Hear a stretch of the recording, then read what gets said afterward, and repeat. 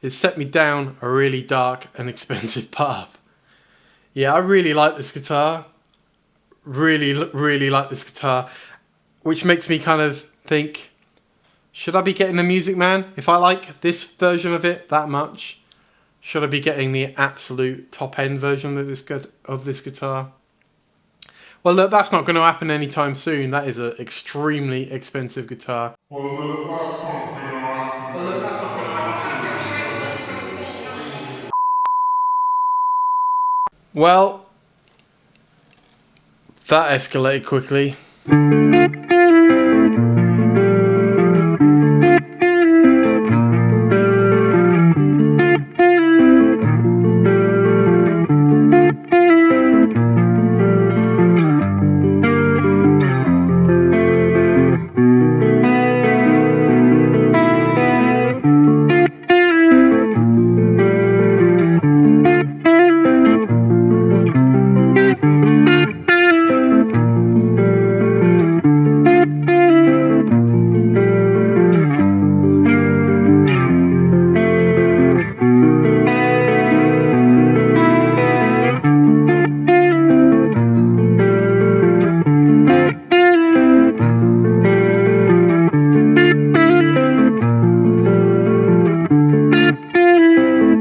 So how did this happen? How did I end up with the Music Man version of the Mariposa?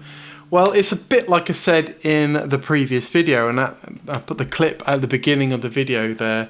I knew it was just going to kind of be there in the back of my mind, worming away, telling me I needed to do it, I needed to get the Music Man version. It's just the way my brain works. And look, I thought about it really long and hard. I wanted to try the guitar anyway. I wanted to see, is the Music Man really that much better than the Sterling version? So, I was going to go and try the guitar at least, but I talked to my wife. I took some advice from the enablers over at the Guitar Nerds podcast forum on Facebook. And basically, the overwhelming kind of response to that was, most people didn't regret trading in or selling off a bunch of cheaper guitars, lower quality guitars, and buying one really awesome guitar, right? So ultimately, I made the decision and I went ahead.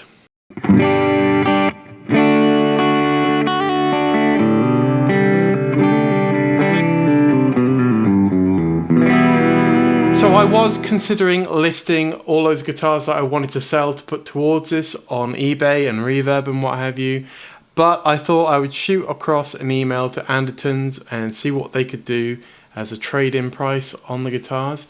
And in the interest of being really transparent with you, I want you to know what kind of prices you can expect if you do what I did and trade in guitars. The prices, they're not as good as you're going to get if you sell privately, right? So I'm well aware that I could have sold these guitars privately through eBay and Reverb and got significantly more money. Maybe not significantly, but certainly a decent chunk more money. There was a couple of reasons why I didn't want to do that. Look, selling one or two guitars on eBay and Reverb is not really a big hassle, but selling 5, and yes, I did trade in 5 guitars. Selling 5 was just too much hassle, more hassle than I could be bothered with. And there was also the factor of, there's not very many of these in the country, right? I could only find this one for sale on Andertons and a Blueburst one for sale on Guitar Guitar. That was it in the UK. I couldn't see anywhere else listing the Music Man version. Plenty of Sterling versions, but not the Music Man. So I was a bit worried that I was going to miss out. I know it sounds ridiculous, but it was a driving factor in kind of moving the guitars quickly via trade-in.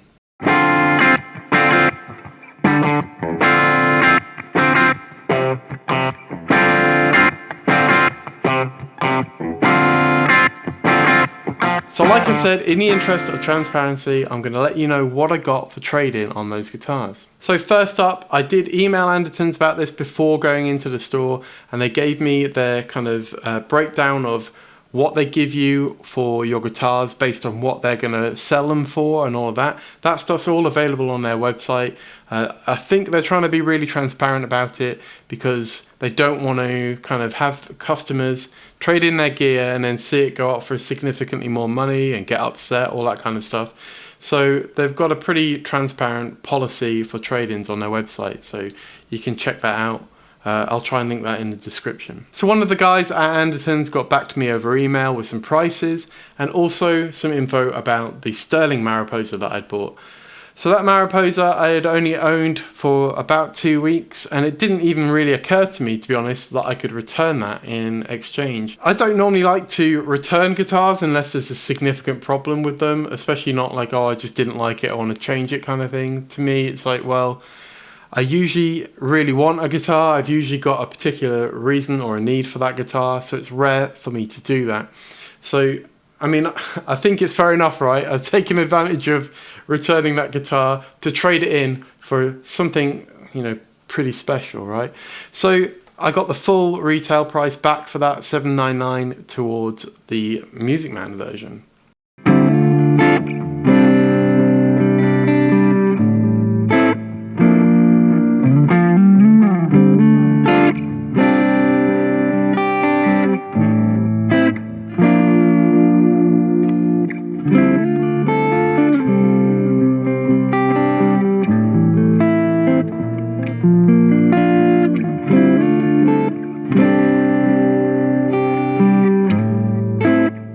Next up, my Tom DeLonge Strat. Now, this was a tough one because I really, really like that guitar. It's so cool. It's so, you know, nostalgic for me, taking me back to my pop punk days, all that kind of stuff. But ultimately, it's a pretty limited guitar, just a single humbucker. I did have a few quality control issues with that guitar, all that kind of stuff. Now, this one probably hurt the most given the price that I paid for it. Remember, I paid £1,300 for that on launch day. So the price I got for that on trade-in was $666, which means they're going to put that up for £1,000. I don't think that's too bad. Obviously, I know I could have got more, but I did check sold listings on eBay. Seems they were going for about £800. So when you factor in the hassle of actually selling the guitar on eBay, shipping it and what have you, I was happy to take the $666 to be honest, towards this guitar.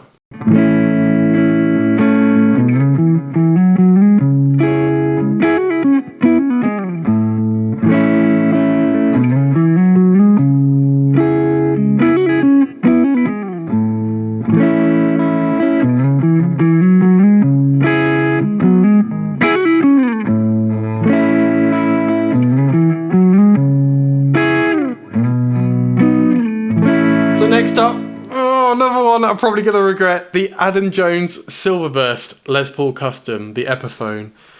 So as you guys probably know, if you watch my channel, I had the first version of the Adam Jones Silverburst Les Paul Customs by Epiphone, the Vela Bees version with the artwork on the back. So that one's gone, and I got £800 for that in trade. Now, again, I paid $11.50 for that, I think. I actually checked because I thought I'd paid more for that, but I looked on my Andertons order history because I got it from Andertons, and I did pay $11.50 for it. So all in all, not too horrendous, about £350 gone on that. But again, you know, it's £800 towards a really excellent guitar. The other thing with that one, probably would have been worth money down the line if I'd kept hold of it. But, you know, honestly, I really liked it. I just wasn't playing it. I just wasn't picking that guitar up and playing it. So, you know, it's going to go to someone else. They're probably going to put it up based on that pricing at about £1,200, I think, which, considering some of the newer versions of that are going on sale for around $999. Oh, I don't know if they'll manage to get that, but hey, that's up to them. I think maybe because it was the first one, the Vela Bees seemed to be more popular at the time of release. They sold out really quickly, whereas the other ones, they've really hung around. So yeah, that one's gone.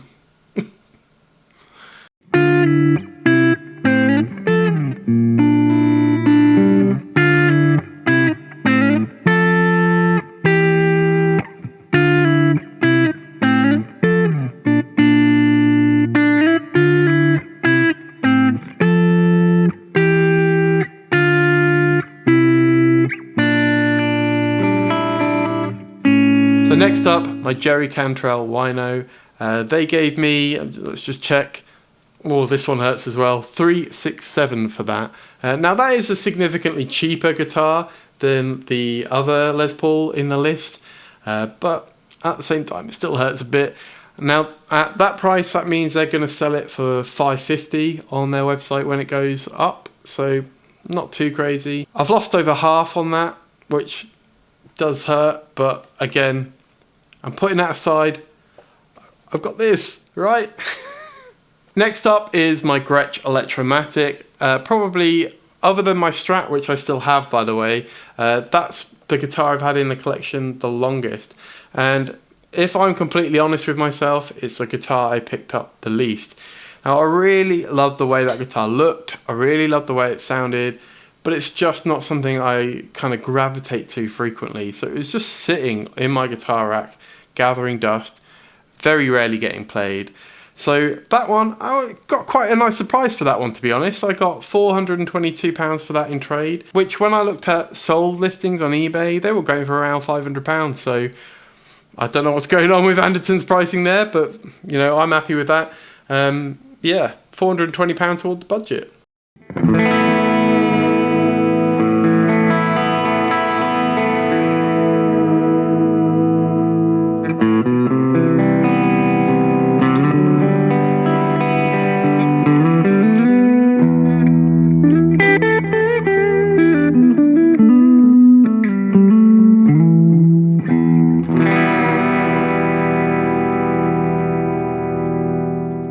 And finally, I let my Squier Classic Vibe 70s Jazzmaster go as well.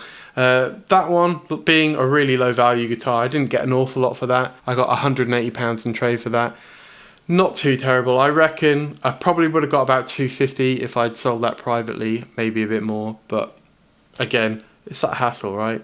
So all of that came to a grand total of £3,232, which did leave me a little bit of a shortfall for the Music Man version, but only by about £267. So overall, not bad, I think. Let me know what you think in the comments. I'm sure there's going to be lots of people that think I'm crazy. But you haven't played this. You haven't played this. So, trading in versus selling. Look, guys, I know I could have got more money selling all those guitars privately. I really do. And I'm normally a massive advocate for selling stuff yourself privately rather than trying to trade it in. But honestly, the idea of just being able to take all those guitars, including the return, into Andertons and walk out with this, it was pretty hard to resist, if I'm honest. This is awesome. It's awesome. I'm going to tell you more about it in a minute, but it is awesome. Alright, well, let's talk about some specs and features of the Music Man and what kind of sets it apart from the Sterling version. So first up, we have the offset design, a Kume body. It's a very light African mahogany. And like I said, compared to the Sterling version, I was really taken aback by how light this was. The Sterling one, considering it's a fairly small body, Sterling was pretty heavy. This is just so light. And I was really quite taken aback by how light it was when I picked it up off the rack in the shop. So just like the Sterling, we have a roasted maple neck.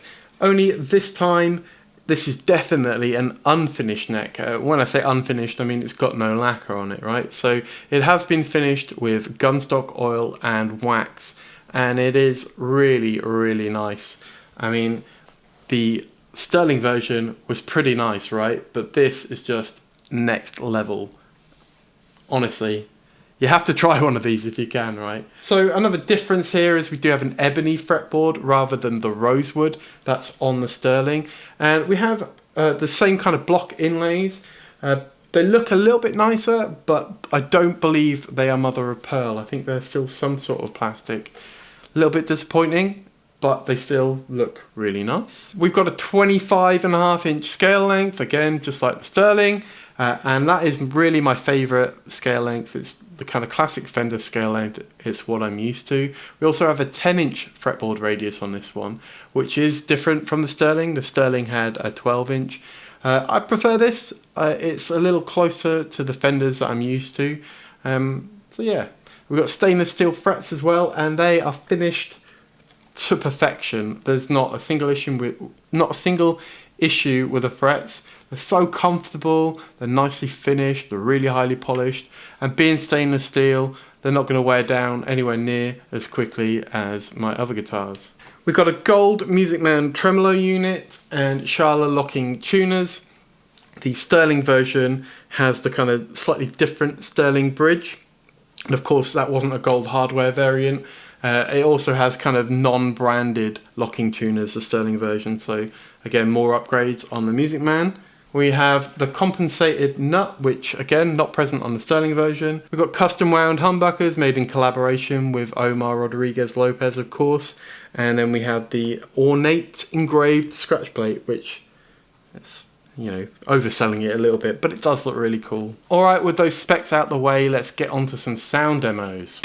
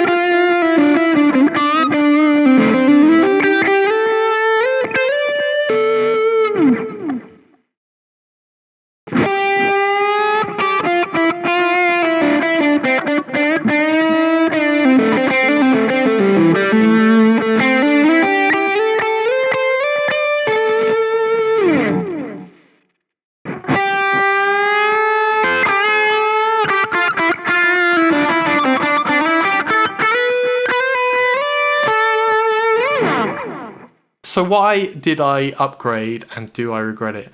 Well, like I said in my other video, I absolutely loved that Sterling version of the guitar. And what just kind of, you know, ate away at the back of my mind was, well, if I love the Sterling version that much, surely the Music Man version has got to be amazing. And yeah, I just really couldn't get that out of my head, and I had to go and try one. Like we covered in the specs, there's loads of things that are upgraded on this version, but the really key things that hit me were, I did not expect the neck to feel better. I thought, oh, surely it can't be that much better. I expected it to be roughly the same, but I was just so shocked at how much better this is. And you know, I said that the neck on the Sterling was really, really good, right? And it was one of the key things that I loved about it. This, honestly, is just next level. The weight as well, it's so light, and that really, really took me by surprise. I was expecting it to be roughly the same. It's just incredibly light, it's incredibly comfortable to play. Everything is just finished to perfection on the guitar. The fretwork, I've never seen anything like it myself. It's just, you know, no high frets, none of that, all polished. It was nice to get a guitar and not have to polish the frets for once, right? It just plays beautifully, super low action. I will say the tremolo needed a bit of adjustment for my liking. Nothing wrong with it, it was just very stiff to action. And now it's kind of just that right level of kind of playing it. The 10-inch fretboard radius is kind of closer to home for me. I'm so used to the Fender 7.25-inch radius, you know, and at a stretch the 9.5-inch radius. So 10 works for me. 12 was a bit too flat for me, so I'm happy that it has that spec in this guitar. Again, it's just an absolutely astounding guitar, and everybody I've shown it has just been like, yeah, that's awesome, right? It's just so unique as well. I said this about the Sterling version. It's a really unique guitar, a really unique look, and I've just absolutely fallen in love with it, and I can't see myself ever being without it. So yeah, right now, no regrets. I think down the line, some of those guitars I let go, I might miss a little bit. Most of them I think I'm going to be alright. But yeah, the Tom DeLonge maybe, the Adam Jones maybe. Those are the two that I think will come back to sting me. Especially when I see them up on Andertons for sale. If they make it that far. I don't know, if the staff get first pick at second-hand stuff or what. But yeah. So I think one other thing we should cover is whether the guitar is really worth that extra money. So if you're approaching this as a new buyer and you've got the choice between the Sterling or the Music Man, there's a massive, massive price difference. The Sterling, $799. This was £3,500. So if you get a really good example of the Sterling, and I think I had a pretty damn good one. It did have a few small issues, but overall it was really very, very good, right?